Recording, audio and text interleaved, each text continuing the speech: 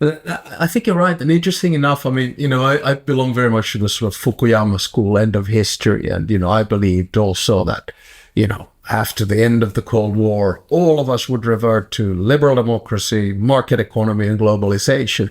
And with that, also China. There was this feeling. But of course, China is a different kettle of fish. It's very much centralized around the Chinese Communist Party, and it's 88 plus million members. And in that sense, you don't see much change happening on that front. China has a long history, but most of that history is of China as an empire where legitimacy of the emperor is based on the male line, the ruling house. That's what conferred legitimacy on an emperor. And when he loses the medal of heaven, then there's a period of turmoil, and a new dynasty, a new family comes into position. China has a very short experience as a republic. It's only in 1911. And that revolution from imperial China to republican China created, probably, in my view, the greatest revolution in human history. And the liberation of women in that revolution is almost unbelievable, because everybody had harems, not just the emperor. Men had harems, wealthy men, and it was accepted. And women who were in high society had their feet bound for the sexual pleasure of men. So for all that to change within a short period was remarkable.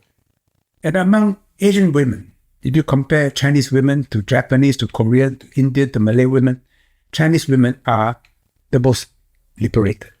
That was because of the 1911 revolution. But how to organize politically, how to confer legitimacy on government, this is still an ongoing experiment in China. And how do you then believe, I mean, if this is getting more about China than I expected, but it's always good with a free-flowing conversation. So you take, 1979 and the opening of China.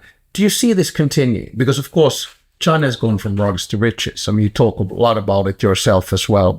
We've seen it become one of the biggest economies in the world. I think in the speech you even talked about it being about half of the world's economy by 2050, et cetera, et cetera. Will opening of China continue economically? Yes, because the Chinese people want to do better. They are right now, per capita, maybe 20% of US per capita. Surely they can reach half of US per capita, by which time the Chinese economy will be equal to that of the US and the EU combined, because of the logic of numbers. And that desire for a better life, it's unstoppable, regardless of how it's governed. But when China is well governed, then the infrastructure is in place, the progress will be very, very rapid. But if China is misgoverned, if corruption infects the system, then a cancer develops. And Xi Jinping, for all the criticisms of him, did one thing very great, which was to reverse the tendency towards greater and greater corruption in China, which has always been the bane of Chinese dynasties. And he was quite tough on that, I think, straight from the beginning. I also remember actually meeting him a couple of times when I was foreign minister. He was vice president, and I'm sure you did as well. But he, to me, seemed like a sponge. He wanted information. And every time you talked to him, was always very much, corruption is the worst thing to society. And he pushed that. For which he made many enemies. Many people would want him dead. So I've always felt that he's a man who's prepared to die in order to stamp out corruption in China. Let's go to Europe and China then. You began by saying that you have a feeling that Europe could play a big role. So let's put you now first you were in the shoes of the US president. Now I put you in the shoes of the Commission president or a European leader. What should Europe do here? Europe is a great experiment in bringing troubled nations together in a confederation.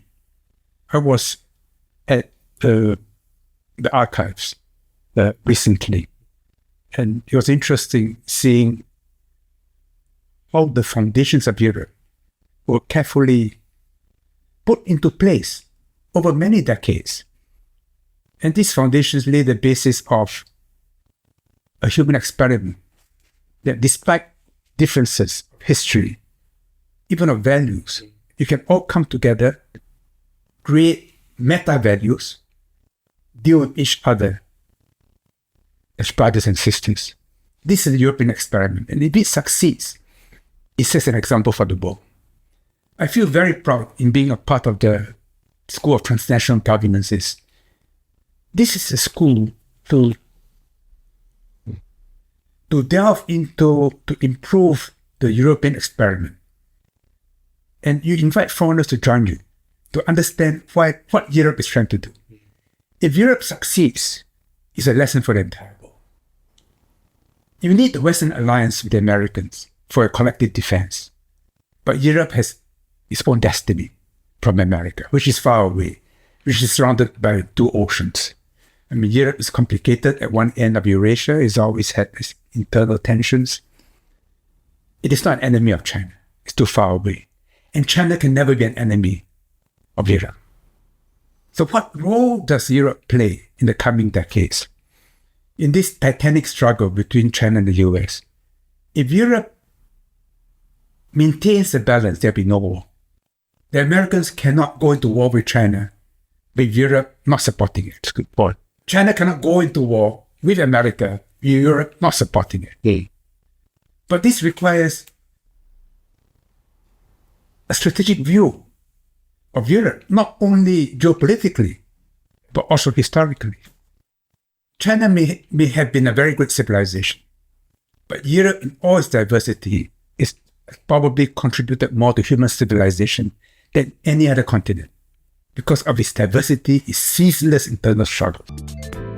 偷偷告诉大家，我最近发现了新法宝 Royal Face 逆时奇迹系列，它有活肤露、全效精华，还有精华霜。尤其我皮肤比较偏干，所以我非常的注重保湿。保湿做得好，肌肤自然烹润。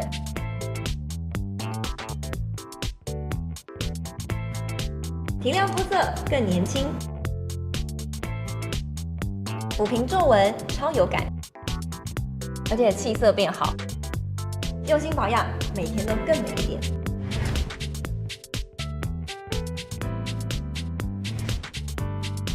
美吧。